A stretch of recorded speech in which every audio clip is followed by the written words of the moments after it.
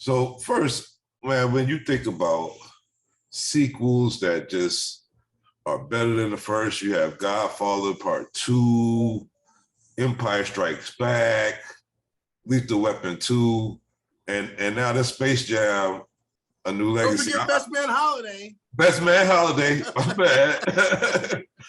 I think this one is like, I mean, I love Space Jam, but this felt so much like a more heartfelt family story with the kids. I mean, I just loved it. I think it was an amazing job. So I got some congratulations first. I appreciate that, man. No, that's great to hear. I'm glad you enjoyed it.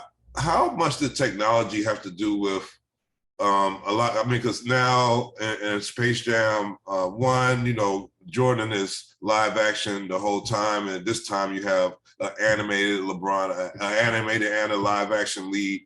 Like, how was that the decision the whole time, or how much did advancement of technology play into how that played out? I think it's a combination. You know, we wanted to tell a different story. You know, we wanted to be, you know, our own movie, our own identity. You know, I think the decision to do an animated LeBron like just gave us some flexibility, because, you know, LeBron got a day job, you know what I mean? But at the same time, it's like a great creative space to be in when you have a 2D animated LeBron James. And so, like, you know, freaking out when he turned out he's a cartoon. So like that was a great moment, and to see him like interact in Toon World as a cartoon, you can fully take advantage of the squash and the stretch and the expressions and whatnot, you know, of an animated, you know, LeBron James. Then you get the bonus of having him live action as well. Yeah, one of the other things that was great was that you took advantage of Warner Brothers' huge library of content and kind of did like a tour through it. And like, you know, how fun was that as a director to just be able to have all these different assets and IPs that you could use within one film? I tell you what, it was a great, I mean, their library is so extensive. You don't even realize how much a part of Warner Brothers library life it's been for you. You know what I mean? Like, so like, you know, you know, it was a great thrill to have all that IP at our disposal, but it's tricky because, you know, when we're gathering the tunes back up, you know, what properties are going to make sense, what's going to be funny, what's going to be quick, what's going to be like, you know, have that pop that you want.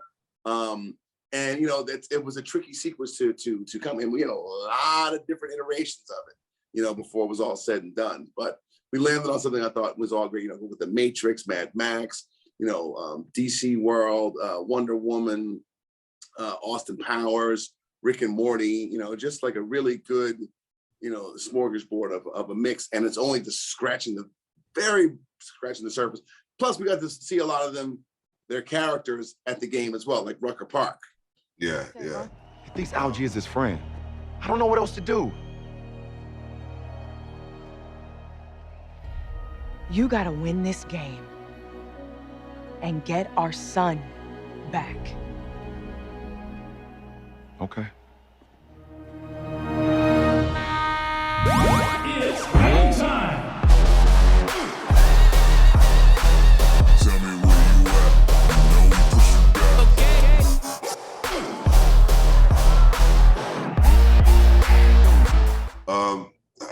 Give me rate LeBron as an actor. Like, I know we've seen him, you know, appear in a couple of movies, but I mean, he's a leading man here, and I mean, give me like how did he do? I will tell you what.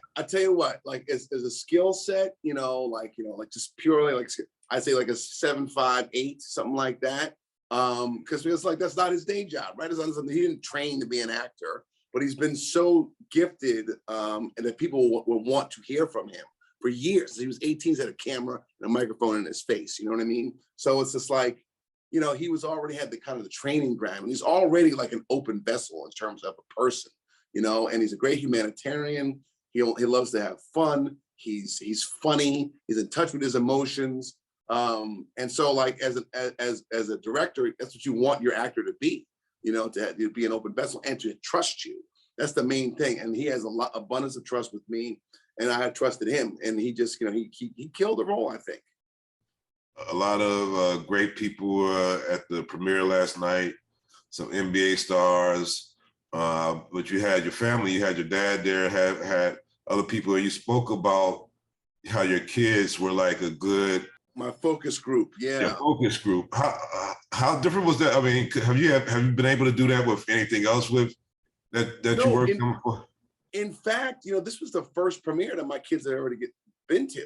You know, they're you know, of the age right now, and finally, you know, I've got a movie that they can all watch together appropriately. You know what I mean? So it was great to share it with them. I mean, of course, in the beginning, my two oldest were like, yeah, I don't know. Like when I was showing them early cuts, because it's really, really super rough when you're first looking at it. My 12-year-old was like, the animation needs to be better, Dad. I'm like, yes, it will be better, Lucas. Don't worry, it's gonna be better. So, and I've shown them some other movies before, but you know, they're not too impressed with what Dad does. But Lucas, my little one, is like, okay, I'm focused.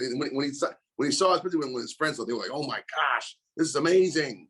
You know, so it's really cool to have him you know, engaged that way. Yeah. Are you getting better as a filmmaker? Right now, you have, I mean, a number of films. I mean, I go way back to Undercover Brother with you and Michael Jenkinson and Damon Lee. All you got that far, but do you feel like you are like, after all these films, that you're in your prime as a filmmaker now? I think that I am, Jamal. I mean, I tell you what, like, I came into this movie very late. And if this had been like my second or third movie, even if I'd had the proper prep time, I wouldn't have been able to do this. You know, it took me 20 years and 10 movies to prepare myself for this moment of making this movie. You know, a two-year process, which I never had done and I never thought I would do. But it was the movie I needed to make. It was the movie that I was supposed to make.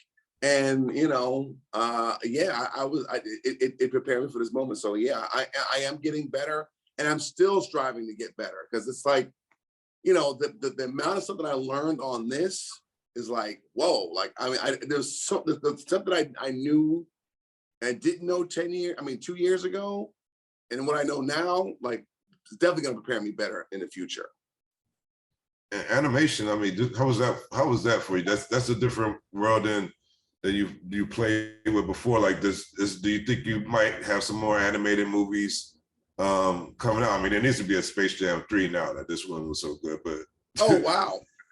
Well, we'll see. Your mouth to God's ears. I mean, look, I love the animation process. I love, you know, the techniques, you know, and I have great appreciation for, you know, the process, you know.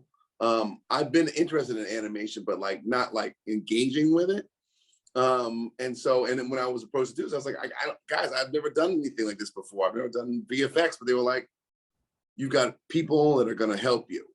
And that was the case. So yeah, I definitely see myself, you know, engaging on a animated movie, visual effects movie for sure. Because I just the veil has been lifted, and I'm like, oh, these are good storytelling tools. Yeah, Zendaya and Don Cheadle. I mean, like, and the young cast. I think Sonora. I forget the young actors. Sonequa is the mom. Yeah. And I mean, like, you this new crop of actors seems like they're really putting their stamp on the industry in this new world of streaming and everything else. Yeah. How far do you think we're gonna see Zendaya go? I know like Malcolm and Marie was lightly considered this year, but do you think that, you know, Zendaya is like gonna be like one of our biggest actors ever going forward? She already is. Yeah. She already is, right? Like, she's an amazing talent. She's not only like, you know, a force in front of the camera, but behind the camera as well. You know, she's a great producer. You know, she's a great humanitarian, great philanthropist, you know, activist. And so I think she's going to be a voice for many years to come. And I think she's just scratching the surface of what her talent can be. I mean, you can see it, like Space Jam to Malcolm and Marie. I mean, it's been like, you know, and everything in between. Euphoria. I mean, wow, like what an amazing actress. And last question. I mean, now that you've done this project with LeBron, like, are you a forever a season ticket holder to wherever LeBron takes his talents? I mean, do you get some front row seats wherever he's? I mean, you know, I hope. Like, you know what? Let's put a campaign together. You know what I'm saying? LeBron, wherever LeBron's playing, you get front row seats. I don't think it's going to happen. I think it's probably been quite a few people that have been asking that. But you know, hopefully if it's a global hit, then like, hey, LeBron, hook up your boy. Well, I hope if that happens, man, I hope you take me one of these games with you, bro. I love to hang out with you at a game. But again, great project. I was super impressed. I mean, I thought it'd be a good movie, but I had no type of expectation it was gonna be that great of a Space Jam. And I just watched the first Space Jam right before, just to like get like a whole refresher.